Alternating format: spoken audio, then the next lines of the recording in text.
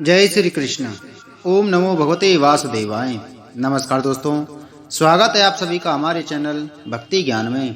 दोस्तों, आज मैं आपको माघ मास महात्म के 23वें अध्याय की कथा सुना रहा हूँ। महर्षि लोमस वेद निधि को देवदूती की कथा सुनाना।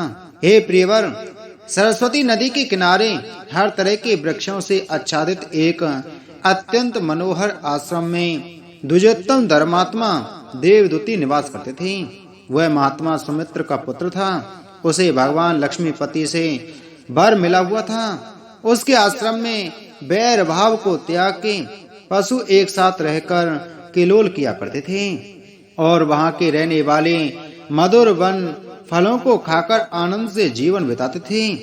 अब मैं आपके सामने उस महात्मा के नियम का वर्णन करता हूँ, ध्यान से सुनो।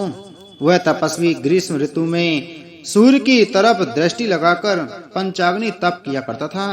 जिस समय मेघशाला वर्षा किया करती थी, उस समय मैदान में बैठकर तप करता हुआ हिमालय की तरह अचल रहता है और पौष माह में तीनों समय शीतल जल में बैठकर तप किया करता है। इतना ही नहीं, वह धर्मात्मा सत्यवादी जितेंद्रिय और ब्रह्म यज्ञ में तत्पर रहकर विष्णु भगवान की आराधना में सदैव मग्न रहा करता था और वन में होने वाले कंदमूल फलों से अतिथियों को हर रोज संतुष्ट किया करता था। हे ब्राह्मण, इस तरह उस ब्राह्मण महात्मा देवदूती को तप करते हुए 1000 वर्ष व्यतीत हो गए। यद्यपि उसके शरीर में केवल नसें और अस्थियां ही शेष रह गई थीं, किंतु उसके तेज को सहन करने की शक्ति किसी जीव में न थी। वह महात्मा तप के द्वारा प्रचंड अग्नि के समान प्रदीप्त हो रहा था। हे द्विजवर, उनका सबसे बढ़कर यह नियम था कि वह रोज महकते और अछूत 1000 फूलों से वेद सूक्ति का विधि विधान के अनुसार एक परम मनोहर स्तोत्र पढ़कर भगवान की पूजा करता था। एक दिन वह वैशाख की एकादशी को मग्न मन से भगवान की पूजा कर रहा था। उसने जो ही भगवान की वंदना की, उसी क्षण गरुड़ पर सवार होकर देवादिदेव भगवान विष्णु ने आकर दर्शन दिए। हे द्विजोत्तम, जिस समय उस महात्मा ने अपने सामने साक्षात लक्ष्मीपति को शंख चक्र गदा पद्म और वैजंती माला धारण किए हुए देखा, तो थोड़ी देर तक भगवान के स्वरूप में टकटकी लगाकर देखते हुए वाणी द्वारा कुछ भी ना बोल सका।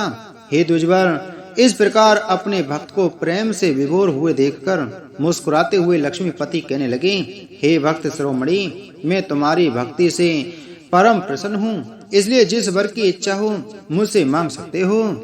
भगवान के यह वचन सुनकर महात्मा कहने लगा, हे देवादिदेव, हे अंतर्यामी, आपने अपनी माया से शरीर धारण किया है। हे भगवान, ब्रह्मादि देवता व सिद्ध महात्मा सब आपके दर्शनों की अभिलाषा करते हैं, क्योंकि आपके दर्शन होते ही तीनों लोकों के उत्तम फल प्राप्त हो जाते हैं। अब ऐसी कौन सी वस्तु अवशेष है जो आपके दर्शनों से बढ़कर मांगी जाए? हे भगवान, बस मेरी तो केवल यही इच्छा है कि मैं समस्त संसारिक माया मोह से अलग रहकर आपकी भक्ति में सदैव मन को लगाता हुआ आपके ध्यान में मग्न रहूं। हे द्विजोत्तम, भक्त के मुख से इस तरह नीति धर्म से ओतप्रोत वचन सुनकर भगवान बोले, हे निष्पाप, ऐसा ही होगा। तुम्हें न केवल मेरी अचल भक्ति मिलेगी, अब तो तुम्हारे तप में भी कोई विघ्न उपस्थित नहीं होगा और जो कोई तुम्हारी बनाई हुई स्तुति से मेरा ध्यान करेगा, वह सब तरह के पाप तापों से छूटकर मेरे परम धाम को पाएगा।